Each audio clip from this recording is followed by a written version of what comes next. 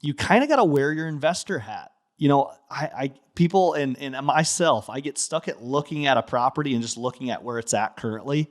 When you put that investor hat on and you say, where can this be? As I'm turning the crank of being an investor, what if I'm increasing the income? What if the expenses are way out of whack and I can lower the expenses, right? Those are just two little toggles. Now, some of those, I'm sure, Mike, you run into deals where, man, I don't know if we can increase the income very much. Or these numbers, like, I really like this deal. I love this location, but we're just not able, the projected numbers aren't very different than the existing, Right. That's exactly true. And those are the deals that sometimes you obviously just have to walk away from. One of the things I always encourage my students to do is I think we stumble on the best answers when we're asking the best questions.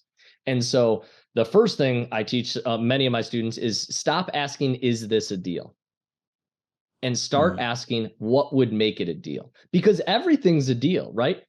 What would make it a deal? Well, maybe if I could buy it for half their asking price. Okay, that's a hyperbolic example, and it actually happens. One of my students, Ken, he almost didn't offer on a facility because they were asking $725,000. He's like, dude, it's going to be worth 800, 900 when it's done. I'm not doing all that work for $100,000. And I said, fair enough, you shouldn't. What would make it a deal? And he said, well, if I could get it for half that. I said, well, give that a try. And he thought I was joking. He originally offered 300,000, and they didn't even respond. They responded by saying, we're not going to even counter that.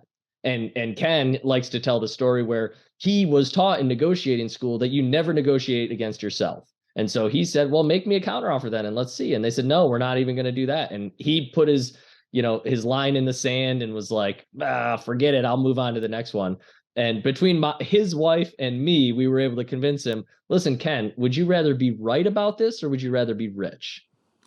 And he said, well, if it comes down to that, I'd rather be rich. I said, then go make him one more offer. I said, how much are you willing to pay? He said, I'd pay $440 because I know it needs $60,000 in work. And if I was in it for $500K and we could get it to be worth $850 or $9, that would be a good deal to learn on.